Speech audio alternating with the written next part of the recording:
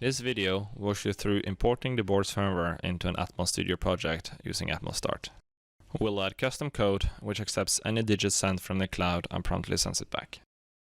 Before we begin, make sure you have downloaded and installed Atmel Studio, which can be found at the following link. Make sure the board is connected through USB and open Atmel Studio. To import the board's firmware, press File, New, Atmel Start Example Project.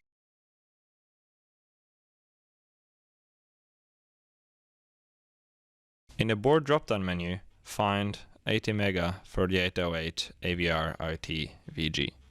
Select AVR IoT VG sensor node followed by Open Selected Example.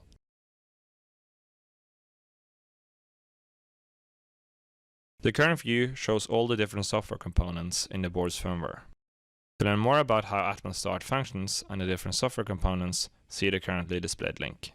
There is no need to change anything for this example. Press Generate Project to download the firmware. Press OK when Atmel Start Importer prompts appears.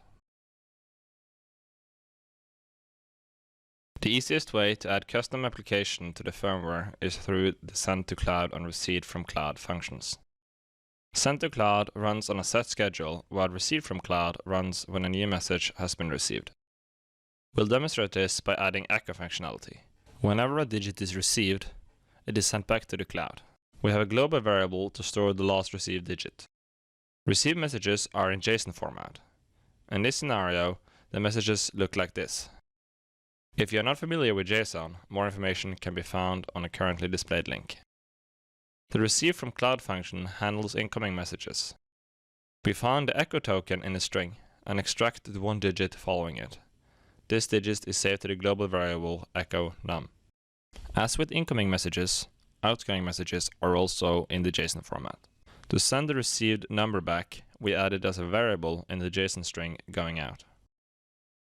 Now for the cloud implementation.